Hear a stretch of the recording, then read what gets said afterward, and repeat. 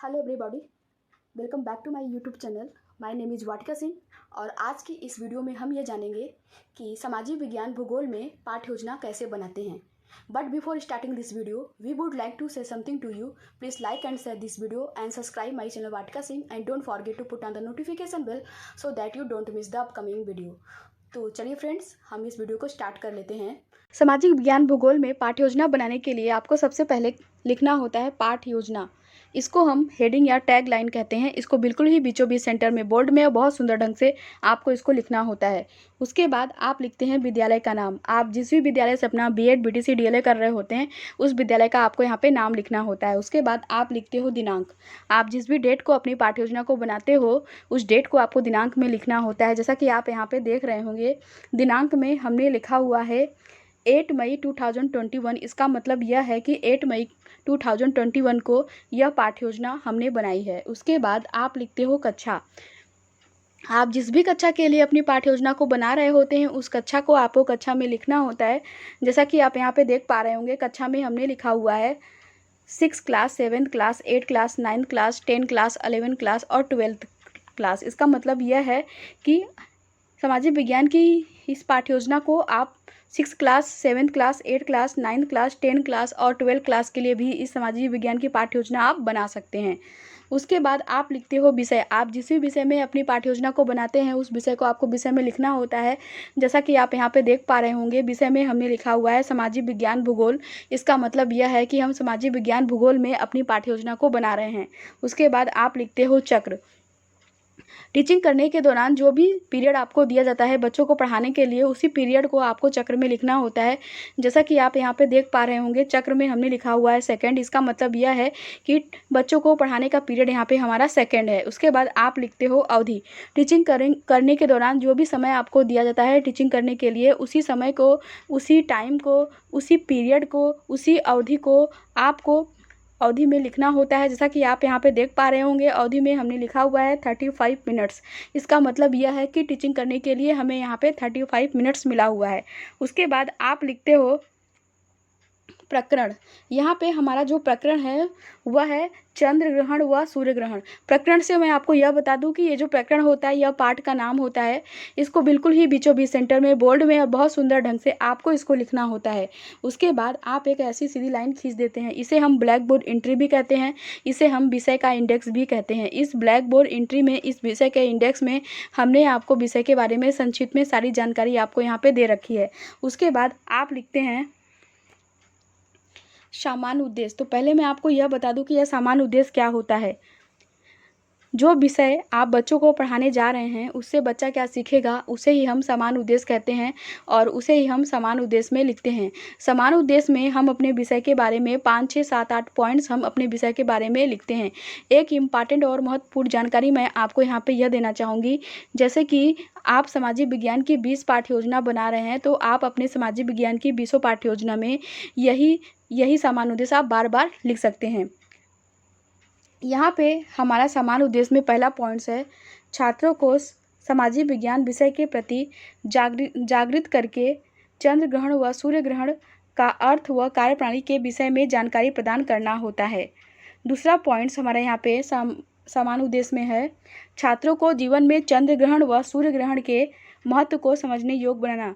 तीसरा पॉइंट हमारा यहाँ पे समान उद्देश्य में है छात्रों को चंद्र ग्रहण व सूर्य ग्रहण और इसके प्रकार के बारे में जानकारी देना है। चौथा पॉइंट हमारे यहाँ पे समान उद्देश्य में है छात्रों को चंद्र ग्रहण व सूर्य ग्रहण के प्रकारों के बारे में संपूर्ण जानकारी देना है। पांचवा पॉइंट हमारे यहाँ पे समान उद्देश्य में है छात्रों को चंद्र ग्रहण व सूर्य ग्रहण की उत्पत्ति के बारे में जानकारी प्रदान करना होता है। उसके बाद आप लिखते हो विशिष्ट उद्देश्य। तो पहले मैं आपको यह बता दूं कि यह विशिष्ट उद्देश्य क्या होता है और ये कितने प्रकार के होते हैं। आप जो पाठ बच्चों को पढ़ाने जा रहे हैं उससे बच्चा क्या सीखेगा उसे ही हम विशिष्ट उद्देश्य कहते हैं और उसे ही हम विशिष्ट उद्देश्य में लिखते हैं।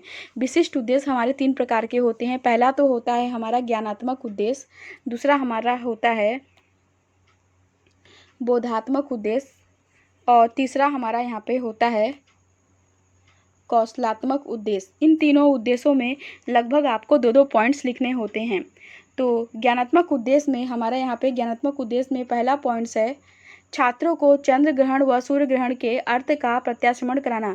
दूसरा पॉइंट हमारा यहाँ पे ज्ञानात्मक उद्देश्य में है, छात्रों को चंद्र ग्रहण व सूर्य ग्रहण के महत्व को स्मरण करने योग्य बनाना। बोधात्मक उद्देश्य में पहला पॉइंट हमारा यहाँ पे बोधात्मक उद्देश्य में है, छात्रों को चंद्र ग्रहण व सूर्य ग्रहण की कार्यप्रणाली की व्याख्या करने योग्य बनाना। दूसरा पॉइंट हमारा यहाँ पे छात्रों को चंद्र ग्रहण व सूर्य ग्रहण के महत्व को समझने योग्य बनाना। कौशलात्मक उद्देश्य में पहला पॉइंट हमारा यहाँ पे कौशलात्मक उद्देश्य में है, छात्रों को चंद्र ग्रहण व सूर्य ग्रहण के तथ्यों का संकलन करने योग्य बनाना। दूसरा पॉइंट हमारा यहाँ पे कौशलात्मक उद्देश्य में हमारा यहाँ पे दूसरा पॉइंट्स है, छात्रों को चंद्र ग्रहण व सूर्य ग्रहण को चार्ट के द्वारा प्रदर्शित करने का कौशल विकसित कर सकेंगे। उसके बाद आप लिखते हैं सहायक सामग्री। तो पहले मैं आपको यह बता दूं कि यह सहायक सामग्री क्या होता है। आप बच्चों को पढ़ाने के दौरान जो भी टॉपिक समझाने के लिए ब्लैक बोर्ड में जिन सामग्री का यूज करके बच्चों को वह टॉपिक आप एक्सप्लेन करते हो, बच्चों को वह टॉपिक आप समझाते हो, उसी सामग्री को हम सहायक सामग्री कहते हैं। और सहायक सामग्री के रूप में आप लिख सकते हो चाक, डस्टर, लपेट, श्यामपट्ट, प्रकरण से संबंधित सहायक सामग्री आदि। उसके बाद आप लिखते हो पूर्व ज्ञान। तो पहले मैं आपको यह बता दूं कि यह पूर्व ज्ञान क्या होता है। यह जो पूर्व ज्ञान होता है यह लगभग सभी का एक समान होता है, बस यहाँ पे क्या होता है कि पाठ का नाम चेंज कर दिया जाता है। पूर्व ज्ञान में आप लिख सकते हो छात्र चंद्र ग्रहण व सूर्य ग्रहण के बारे में सामान्य जानकारी रखते हैं। आपको मैं यहाँ पे एक जानकारी सहायक सामग्री में यह देना चाहूँगी, जैसे कि आप बीएड कर रहे हैं तो आप बीएड के थर्ड सेमेस्टर में हैं। जब बीएड के थर्ड सेमेस्टर में आप एग्ज़ाम देने जाते हैं तो अक्सर ये बीएड के थर्ड सेमेस्टर में एक क्वेश्चन पूछ लिया जाता है कि सहायक सामग्री क्या होती है, इसको विस्तार से एक्सप्लेन करके बताइए। तो जब भी आप बीएड के थर्ड सेमेस्टर में एग्ज़ाम देने जाएँ तो इस बात को आप माइंड में रखिएगा। इसको आप एग्ज़ाम के पॉइंट ऑफ बिंदु से यह बहुत ही इंपॉर्टेंट चीज़ है कि सहायक सामग्री एक क्वेश्चन आपका ज़रूर पूछा जाता है बीएड के थर्ड सेमेस्टर में, तो इसको आप माइंड में रख के चलिएगा। उसके बाद आप लिखते हो, आप बच्चों से प्रस्तावना प्रश्न करते हो, जिसके लिए आप 3 कॉलम बनाते हैं। पहला कॉलम तो आप बनाते हैं क्रम संख्या का कॉलम, दूसरा कॉलम जो है कि आप बनाते हैं छात्रा अध्यापिका क्रियाओं का कॉलम, तीसरा और लास्ट कॉलम जो है कि आप बनाते हैं छात्र छात्रा अनुक्रिया का कॉलम। क्रम संख्या के कॉलम में आप छात्रों से पूछे गए क्वेश्चन के क्रम को लिखते हो। छात्रा अध्यापक क्रियाओं के कॉलम में आप छात्रों से प्रश्न पूछते हो। छात्र छात्रा अनुक्रिया के कॉलम में छात्र आपके पूछे गए क्वेश्चन के आंसर को देते हैं। तो यहाँ पे हमारा पहला क्वेश्चन छात्रों से है, सूर्य ग्रहण कैसे होता है। तो छात्र आंसर देते हैं, जब सूर्य और पृथ्वी के बीच चांद आ जाता है तब सूर्य ग्रहण होता है। दूसरा क्वेश्चन हमारा यहाँ पे छात्रों से है, सूर्य ग्रहण कब होता है। तो छात्र आंसर देते हैं, सूर्य ग्रहण अमावस्या में ही होता है। तीसरा क्वेश्चन यहाँ पे हमारा छात्रों से है, सूर्य से चंद्रमा पर पहुँचने वाला प्रकाश स्रोत पृथ्वी के द्वारा प्रतिबंधित होता है तो क्या स्थिति बन जाती है। तो छात्र आंसर देते हैं, सूर्य से चंद्रमा पर पहुँचने वाला प्रकाश स्रोत पृथ्वी के द्वारा प्रतिबंधित होता है तो चंद्र ग्रहण की स्थिति बन जाती है। चौथा क्वेश्चन हमारा यहाँ पे छात्रों से है, चंद्र ग्रहण और सूर्य ग्रहण क्या है। तो छात्र आंसर देते हैं, अनुत्तरित समस्यात्मक प्रश्न। इसका मतलब यह है कि चौथे क्वेश्चन का आंसर छात्रों को नहीं पता है। चंद्र ग्रहण और सूर्य ग्रहण क्या होता है इसके बारे में छात्रों को कोई नॉलेज, कोई जानकारी नहीं है। उसके बाद आप लिखते हो उद्देश्य कथन। तो पहले मैं आपको बता दूं कि यह उद्देश्य कथन क्या होता है। उद्देश्य कथन में आप एक लाइन ऐसे लिख सकते हो, बच्चों आज हम चंद्र ग्रहण व सूर्य ग्रहण के बारे में चंद्र ग्रहण और सूर्य ग्रहण के बारे में अध्ययन से पढ़ेंगे या अध्ययन करेंगे, ऐसा आप उद्देश्य कथन में एक पॉइंट्स लिख सकते हैं। उसके बाद आप लिखते हो प्रस्तुतिकरण में आप लिख सकते हो, अध्ययन अध्यापन की सुविधा की दृष्टि से पाठ को 2 पार्ट्स में डिवाइड किया जाता है, ऐसा आप प्रस्तुतिकरण में लिख सकते हैं। उसके बाद आप व्याख्या करते हैं। व्याख्या करने के लिए आप 4 कॉलम बनाएंगे। पहला कॉलम तो आप बनाएंगे शिक्षण बिंदु का कॉलम। इस कॉलम में आप जिस टॉपिक की व्याख्या करते हैं उस टॉपिक का नाम लिख देते हैं। दूसरा कॉलम जो है कि आप बनाते हैं छात्रा अध्यापिका क्रियाओं का कॉलम। इस कॉलम में आप व्याख्या करते हैं तीसरा कॉलम जो है कि आप बनाते हैं छात्र क्रियाओं का कॉलम। इस कॉलम में आप लिखते हैं छात्र ध्यानपूर्वक व्याख्या को सुनेंगे। चौथा और लास्ट कॉलम जो है कि आप बनाते हैं श्यामपट्ट कार्य के कॉलम। इस कॉलम में आप व्याख्या करने के बाद मुख्य मुख्य पॉइंट्स को लिखते हैं। तो अब हम व्याख्या कर लेते हैं। जब चंद्रमा पृथ्वी और सूर्य के बीच आता है तो सूर्य से पृथ्वी पर आने वाला प्रकाश प्रतिबंधित हो जाता है और सूर्य ग्रहण लगता है। इसी तरह जब सूर्य और चंद्रमा के बीच पृथ्वी आ जाती है तो सूर्य से चंद्रमा पर पहुंचने वाला प्रकाश स्रोत पृथ्वी के द्वारा प्रतिबंधित हो जाता है और चंद्र ग्रहण की स्थिति बन जाती है। व्याख्या करने के बाद आप श्यामपट्ट कार्य के कॉलम में मुख्य पॉइंट्स के रूप में आप श्यामपट्ट कार्य में लिख सकते हो, जब चंद्रमा पृथ्वी और सूर्य के बीच आता है तो सूर्य ग्रहण होता है। दूसरा पॉइंट्स आप लिख सकते हो श्यामपट्ट कार्य में, जब सूर्य और चंद्रमा के बीच पृथ्वी आ जाती है तो सूर्य से चंद्रमा पर पहुंचने वाला प्रकाश स्रोत पृथ्वी के द्वारा प्रतिबंधित हो जाता है और चंद्र ग्रहण की स्थिति बन जाती है। व्याख्या करने के बाद आप छात्रों से बोधात्मक प्रश्न करते हैं। बोधात्मक प्रश्न करने के लिए आप 3 कॉलम बनाएंगे। पहला कॉलम तो आप बनाएंगे बोधात्मक प्रश्न का कॉलम। इस कॉलम में आप छात्रों से पूछे गए क्वेश्चन के क्रम को लिखते हैं। दूसरा कॉलम जो है कि आप बनाते हैं छात्रा अध्यापिका क्रियाओं का कॉलम। इस कॉलम में आप छात्रों से प्रश्न पूछते हैं। तीसरा और लास्ट कॉलम जो है कि आप बनाते हैं छात्र छात्रा अनुक्रिया का कॉलम। इस कॉलम में छात्र आपके पूछे गए क्वेश्चन के आंसर को देते हैं। तो यहाँ पे हमारा पहला क्वेश्चन छात्रों से है, सूर्य ग्रहण कब होता है? तो छात्र आंसर देते हैं, जब चंद्रमा पृथ्वी और सूर्य के बीच आता है तो सूर्य ग्रहण लगता है। दूसरा क्वेश्चन यहाँ पे हमारा छात्रों से है, चंद्र ग्रहण कब लगता है? तो छात्र आंसर देते हैं, जब सूर्य और चंद्रमा के बीच पृथ्वी आ जाती है तो चंद्र ग्रहण लगता है। बोधात्मक प्रश्न करने के बाद हम फिर से व्याख्या करेंगे। फिर से व्याख्या करने के लिए हम फिर से सारी प्रोसेस को दोहराएंगे।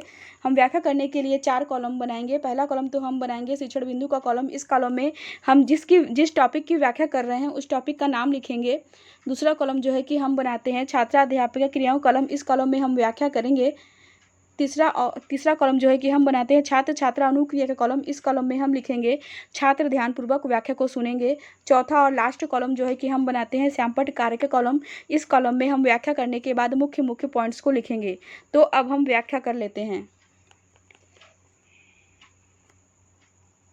जब सूर्य और पृथ्वी के बीच में चंद्रमा आ जाता है तो सूर्य की चमकती सतह चंद्रमा के कारण दिखाई नहीं पड़ती है। चंद्रमा की वजह से जब सूर्य ढकने लगता है तो इस स्थिति को सूर्य ग्रहण कहते हैं। जब सूर्य का एक भाग छिप जाता है तो उसे आंशिक सूर्य ग्रहण कहते हैं। जब सूर्य कुछ देर के लिए पूरी तरह से चंद्रमा के पीछे छिप जाता है तो उसे पूर्ण सूर्य ग्रहण कहते हैं। पूर्ण सूर्य ग्रहण हमेशा अमावस्या को ही होता है। चंद्र ग्रहण जब सूर्य और चंद्रमा के बीच पृथ्वी आ जाती है तो सूर्य की पूरी रोशनी चंद्रमा पर नहीं पड़ती। सूर्य की पूरी रोशनी चंद्रमा पर नहीं पड़ती है तो इसे चंद्र ग्रहण कहते हैं। जब सूर्य पृथ्वी और चंद्रमा एक सरल रेखा में होते हैं तो चंद्र ग्रहण की स्थिति होती है। चंद्र ग्रहण हमेशा पूर्णिमा की रात में ही होता है। एक साल में अधिकतम 3 बार पृथ्वी के उपछाया से चंद्रमा गुजरता है, तभी चंद्र ग्रहण लगता है। सूर्य ग्रहण की तरह ही चंद्र ग्रहण भी आंशिक और पूर्ण हो सकता है। व्याख्या करने के बाद हम श्यामपट्ट कार्य में मुख्य पॉइंट्स के रूप में हम श्यामपट्ट कार्य में लिख सकते हैं, जब सूर्य और पृथ्वी के बीच में चंद्रमा आ जाता है तो सूर्य की चमकती सतह चंद्रमा के कारण दिखाई नहीं पड़ती है। दूसरा पॉइंट हम श्यामपट्ट कार्य में लिख सकते हैं, जब सूर्य का एक भाग छिप जाता है तो उसे आंशिक सूर्य ग्रहण कहते हैं। तीसरा पॉइंट हम श्यामपट्ट कार्य में लिख सकते हैं, पूर्ण सूर्य ग्रहण हमेशा अमावस्या को ही होता है। चौथा पॉइंट हम श्यामपट्ट कार्य में लिख सकते हैं, सूर्य और पृथ्वी चंद्रमा एक सरल रेखा में होते हैं तो चंद्र ग्रहण की स्थिति होती है। पांचवा पॉइंट हम श्यामपट्ट कार्य में लिखेंगे, चंद्र ग्रहण हमेशा पूर्णिमा की रात में ही होता है। व्याख्या करने के बाद हम छात्रों से बोधात्मक प्रश्न करते हैं। बोधात्मक प्रश्न करने के लिए हम 3 कॉलम बनाएंगे। पहला कॉलम तो हम बनाएंगे बोधात्मक प्रश्न का कॉलम। इस कॉलम में हम छात्रों से पूछे गए क्वेश्चन के क्रम को लिखेंगे। दूसरा कॉलम जो है कि हम बनाते हैं छात्राध्यापिका क्रियाओं कॉलम। इस कॉलम में हम छात्रों से प्रश्न पूछेंगे। चौथा और लास्ट कॉलम जो है कि हम बनाते हैं छात्र छात्रा अनुक्रिया का कॉलम। इस कॉलम में छात्र हमारे पूछे गए क्वेश्चन के आंसर को देंगे। तो यहाँ पे पहला क्वेश्चन हमारा छात्रों से है, जब सूर्य का एक भाग छिप जाता है तो उसे क्या कहते हैं? तो छात्र आंसर देते हैं, जब सूर्य का एक भाग छिप जाता है तो उसे आंशिक सूर्य ग्रहण कहते हैं। दूसरा क्वेश्चन यहाँ पे हमारा छात्रों से है, एक साल में अधिकतम कितनी बार पृथ्वी के उपछाया से चंद्रमा गुजरता है? तो छात्र आंसर देते हैं, एक साल में अधिकतम 3 बार पृथ्वी के उपछाया से चंद्रमा गुजरता है।